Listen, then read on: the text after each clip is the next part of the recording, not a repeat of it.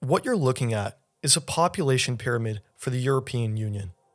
It shows the percentage of the population at different stages of life, the percentage of people within the retirement bracket, the people that are of working age that support the elderly population through their taxes, and the youngest, ranging from late 20s to teenagers and children.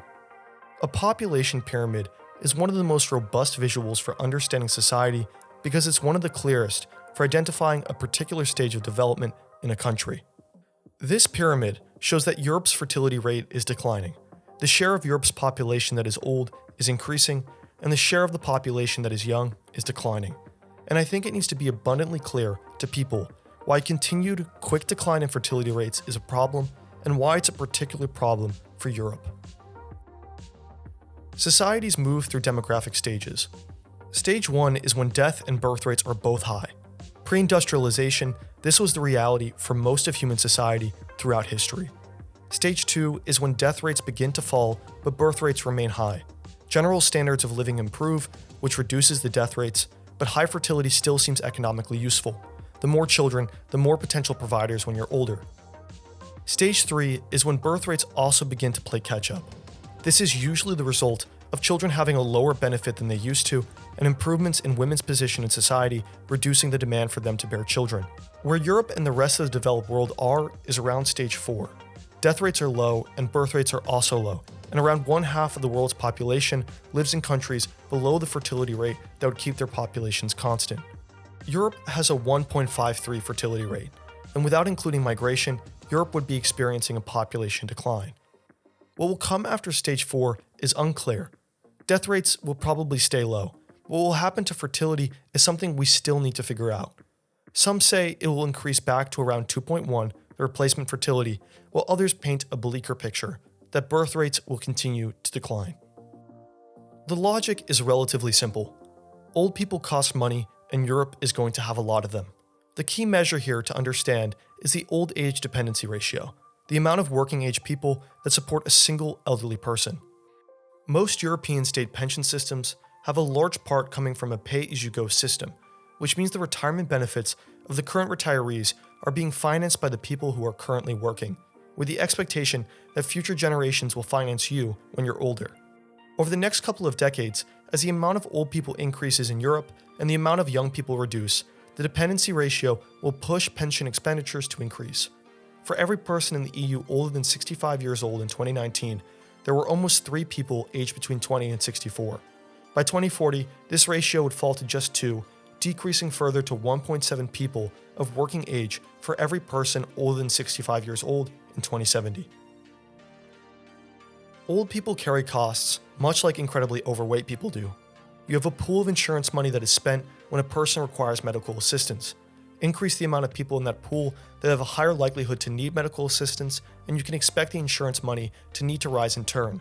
What makes this situation more uncomfortable is that the stage of future developments in health technology is relatively uncertain. If we were to just account for the age increases, we can expect public health expenditure in the EU to grow from 6.6% of GDP to 7.7%.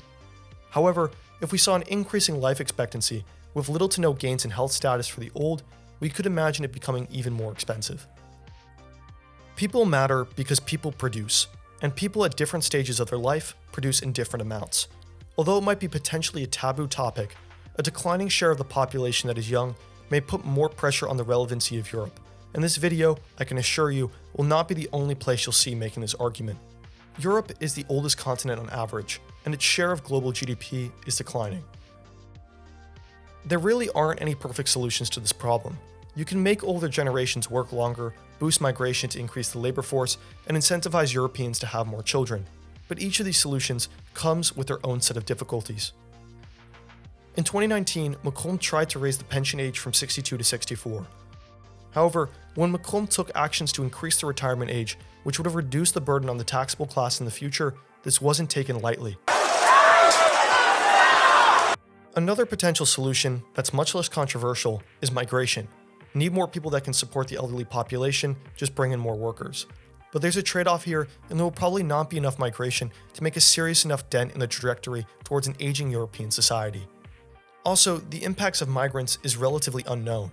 It's not that migrants wouldn't have any impact on the burden of social programs, But in the same way that improving health technology is something that we can't exactly predict, the marginal benefits of a specific migrant and their associated impact on the tax base is also relatively unknown. In addition, arguing about whether migrants should or should not be encouraged to enter the European Union is also a relatively useless discussion because Europe might not even be in a position where they can get enough migrants to make a noticeable impact on the old age dependency ratio in the first place. There are other countries out there that are also facing the same problems, and they will also be on the market for a labor force that can boost the overall tax base and reduce a deficit. That's also why it should be of no surprise that the EU is reforming their migration policies in order to attract more highly skilled workers through making things like their Blue Card initiative, which is basically a European Green Card, more generous. Europeans also intimately understand that increasing support for larger inflows of migrants is probably politically infeasible, and could legitimize critiques by the European electorate who are concerned that they've delegated too much authority to an institution that removes their ability of choosing who they want to come into their country or not. Higher shares of older populations are associated with anti-EU votes, and although the literature has been mixed on this, research by the European Commission itself has reported that there is an association between the presence of migrants from outside of the EU and a respective anti-EU vote. Obviously, the anti-EU sentiment can be mediated by the skill level of the migrant, but it does put the European Union in a potentially uncomfortable scenario.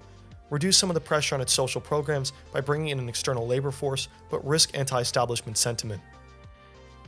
In 2019, Viktor Orban unveiled his Family Protection Action Plan, which would give potentially thousands of euros to women who give birth to enough children, offering 30,000 euros of interest-free loans that would be cancelled upon the birth of a woman's third child. Although seemingly popular among Orban supporters and also weirdly among conservative pundits in the United States, just injecting money and hoping to produce babies is more difficult than it seems, and it will probably take a while before we see any long-term impact. Assuming that these policies will make a significant dent, there's also an important question about which one comes first. Interest-free loans of $30,000 are by no means cheap, so can they work in time to offset the additional costs that an increasingly older population will produce? To find an answer to that question is a matter of time. The reason why Europe may face a larger problem with its dependency ratio than a country like the United States, besides the fact that the US is younger generally, is that the EU's legitimacy is still more precarious as a political institution. The EU Schengen area made it possible for Europeans to move between borders and is seen as an overall net positive. But the ability for Europeans to move freely between borders may also exacerbate pressures on the countries that are facing an increasingly older population. Rural regions continue to decline in population while urban regions continue to grow. And this phenomenon does not just happen within countries, but, more importantly, concerning the stability of the entire European Union, it happens between countries within Europe. As there is an outward migration of younger people to urban centers due to better economic opportunities, Central and Eastern European countries will continue to face even more demographic pressure that can weaken their economic growth and social support systems. And when that happens enough, for a long enough time, that people get increasingly concerned about their younger neighbors leaving for better economic opportunities elsewhere, the ramifications for the political institution that seems like it is accelerating that process can be huge.